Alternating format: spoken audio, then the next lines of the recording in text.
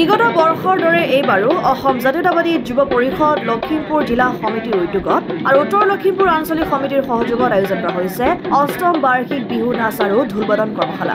দেওবাৰৰ পৰা সাপ্তাহিকভাৱে উত্তৰ লখিমপুৰৰ ত্যাগ ক্ষেত্ৰত আয়োজিত হোৱা কৰ্মশালাখনিৰ 14 এপ্ৰিলত সমাপ্ত হ'ব।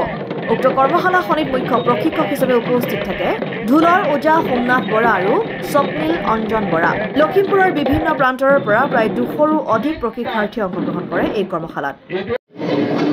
জয় জয়তে মই সোমনাথ বৰা ওজাই অসমবাসী ৰাইজক আগতীয়াকৈ ৰঙালী বিহু শুভেচ্ছা জ্ঞাপন কৰিছোঁ, শ্ৰদ্ধা জনাইছোঁ, সেৱা জনাইছোঁ।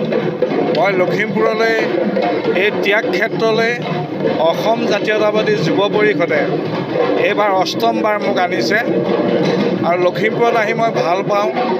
আগতে বহুতবাৰ মই লখিমপুৰত অনুষ্ঠান কৰিছোঁ, বহুতবাৰ কেন্দ্ৰীয় বিহুত অনুষ্ঠান কৰিছোঁ, আছুৰ অনুষ্ঠান কৰিছোঁ। গতিকে এইবাৰ প্ৰথম দিনাই বহুত নাচনি আৰু বহুত ঢুলীয়া দেখা পাইছোঁ। সেইটো এটা যোগাত্মক দিশ। মই ভাবোঁ যে এইবাৰ আৰু বহুত হ'ব, আন বছৰতকৈ এইবাৰ দুগুণ হ'ব যেন অনুমান হৈছে।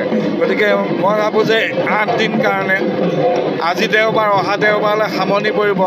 এইবাৰ মানুহৰ বিহু এদিন আগবাঢ়িলে, মানুহৰ বিহু দিনাও মোক ঘৰলৈ যাবলৈ নিদিয়ে লখিমপুৰবাসী ৰাইজে।